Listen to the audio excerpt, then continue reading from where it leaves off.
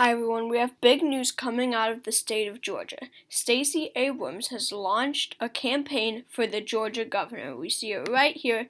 It is official. She has actually just released a video right here. It's 2 minutes and 36 seconds. You can find it on the Washington Post if you want to see it. Nothing too dramatic. She has said how she has been working for the Georgian people even after her election and when she wasn't in office. She has been working for families, quote, those who have been left behind, the Georgians who have been left behind. As we can see here, she says, I'm running for governor because opportunity and success in Georgia shouldn't be determined by your zip code, background, or access to power. We are one Georgia, as you can see, she has made her official website, not much on it. This is it. There are no other pages. Of course, if you go to details and payment, you can just donate here, $5, $20, $50, $100, $250, $500, $1,000, or of course your custom donation. So it is official. She has made her campaign page, and she's running for governor of Georgia in 2022. Now, this was expected. Of course, there was a chance that she might not. Just as much of a chance as Beto O'Rourke running for governor in 2022, right? So many expected this. Again, with the Beto comparison, she is very much like Beto. I mean, they both come from pretty much swing states. Texas, in 2024 election and 2022 midterms, and in 2018 midterms, both were swing states, right? And both, were very liberal, not much support thought to come for them in their state, but they proved to be, they proved everyone wrong. But going on the Wikipedia page here, Abrams' Republican opponent will likely be Brian Kemp. Brian Kemp, right here, is the Republican governor of the state of Georgia. He has been the incumbent. He was elected in 2018. And Brian Kemp ran for governor in 2018 against Abrams. So, if both are nominated, and I think both will be nominated by their parties, if both are nominated, this will be a direct matchup, which doesn't happen very often, just because if someone has been a failed candidate and that same person and the incumbent is running again, then they likely will be a failed candidate. However, this is not the case for Brian Kemp. He's sort of a Charlie Baker kind of guy, because after the 2020 election, many blamed Brian Kemp for the loss of, for the Republicans losing the state of Georgia. Many Republicans blamed the governor, Brian Kemp, including none other than Donald Trump. Former President Donald Trump said Georgia Governor Brian Kemp is almost like a Democrat in disguise in his latest criticism of the Republican lawmaker ahead of his visit on Saturday. And he said, where is it? It's going to be down here somewhere. He said Trump said he was the one who got Kemp elected in governor in 2018. The former president gave Kemp his endorsement during the campaign against Stacy Abrams, but Trump later said he was ashamed to have endorsed him. Donald Trump has said that he might as well endorse Stacy Abrams, alright? And look at this. There was a new poll that found that 70% of Republicans would consider joining the new party formed by Donald Trump, a new Trump party. 70% of Republicans would, this new poll found. And, numerous polls have been taken. Some say 60%, some say as low as 55%. But still, that's 55% of the vote.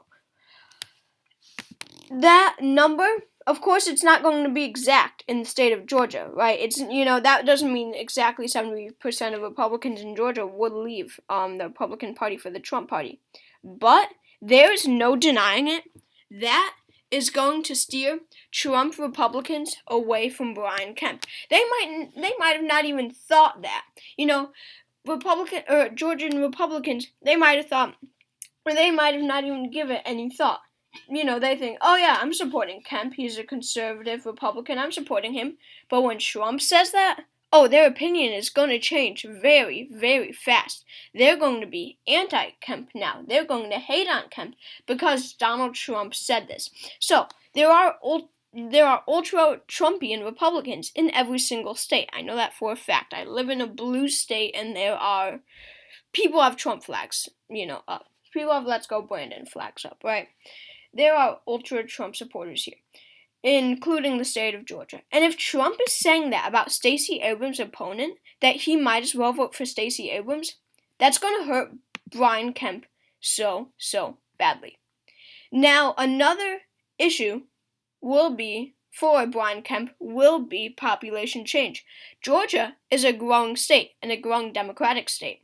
The rural areas are pretty much staying the same in population. But, and we see this from the 2018 midterms to the 2020 presidential election, metropolitan areas, particularly Atlanta, which I believe is the home city of Stacy Abrams, if I am correct, those are the ones that are growing. Let's see. She was born in Wisconsin. What the? But anyway. But yeah, places like Atlanta are growing more and more and more. The cities, the metropolitan areas are the places that are growing. And as we know, cities are where Abrams do particularly well because, of course, she's going to connect with the poor, the people. One second. The people who have been left behind, right? Access shouldn't be blah, blah, blah. The people who have been left behind are particularly in cities, and those people are the ones who are going to turn out heavily for Stacy Abrams, as they did in the 2018 midterms. So, Brian Kemp will be more weak than he was in 2018. Sure, I know what you might be thinking. 2018 was a blue wave, essentially. It was a good environment for Democrats in 2018 because of how unpopular Donald Trump is. And also, Joe Biden he is less popular, right? He's not very popular. And the environment has not been good for Democrats. We go to the Virginia gubernatorial election in 2021. Glenn Youngkin surprisingly wins. And, what's his name? Phil Murphy in New Jersey wins by exactly 1% in a blue state, in a solid blue state like New Jersey. So, as of right now, the environment is not good for Democrats, but the environment is not good for Brian Kemp.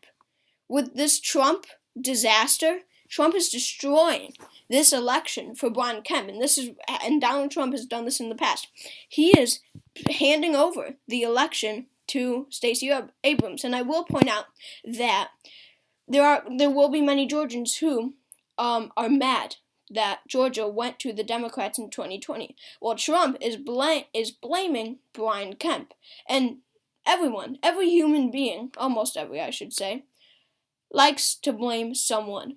And these Republicans, they're going to blame Brian Kemp, and they're not going to turn out to the polls to vote for him if Donald Trump is saying stuff like this. He was ashamed to have endorsed Brian Kemp. Donald Trump will not give Brian Kemp his endorsement in 2022, and with his bashing of Brian Kemp, that ultra-Trumpian vote is gone. Essentially, it's gone, right?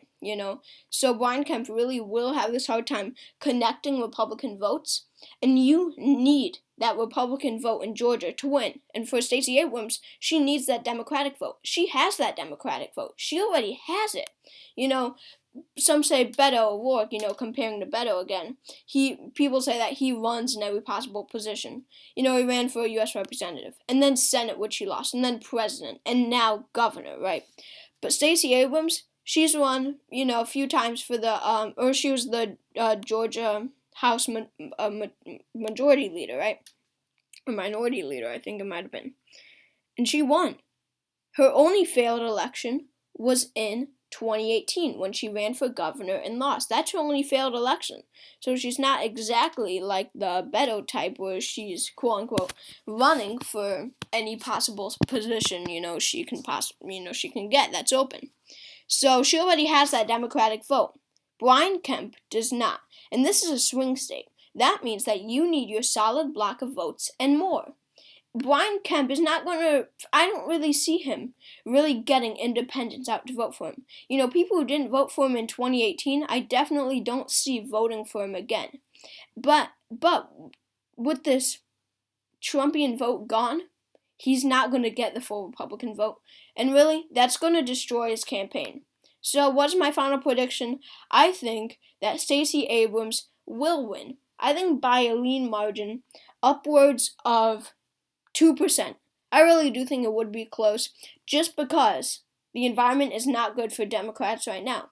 Hey, things could shape up by 2022, but right now, just because of how bad the Democrats are doing, I think Stacey Abrams is only going to win by 2, maybe 3. I really don't think 3, but maybe 3%.